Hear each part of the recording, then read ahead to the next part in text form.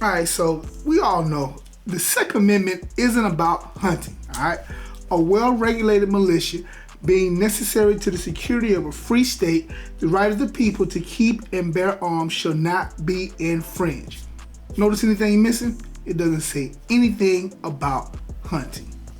The Second Amendment is about the right of the people to defend themselves, all right?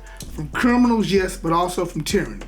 The Founding Fathers lived under an oppressive government, so they knew how important it was for citizens to have the power to protect their freedoms. The Second Amendment protects an individual right.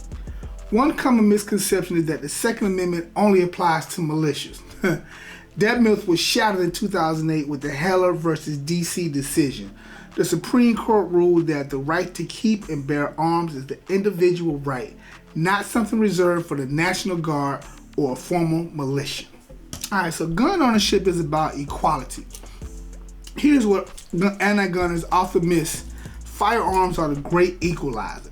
They empower the vulnerable, whether it's a single mom protecting her kids, an elderly person living alone, or someone facing multiple attackers. Without a firearm, these people are at the mercy of the stronger, the faster, and the more aggressive. We don't want that. And we all know gun control does not stop criminals, all right? Another thing they get wrong, thinking gun control keeps us safer. Criminals don't follow laws. That's why they're criminals. In cities with the strictest gun laws like Chicago, gun violence is rampant. The only people gun control stop are law-abiding citizens. And we all know the Second Amendment isn't outdated. Some argue that the Second Amendment is outdated because it was written when muskets were the norm. But here's the thing.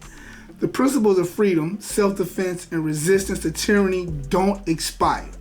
Just like the First Amendment applies to the internet and TV, the Second Amendment applies to modern firearms. You may ask, why does this matter? At its core, the Second Amendment is about balance, giving power to the people, not just the government. When you disarm a population, you tip that scale towards control.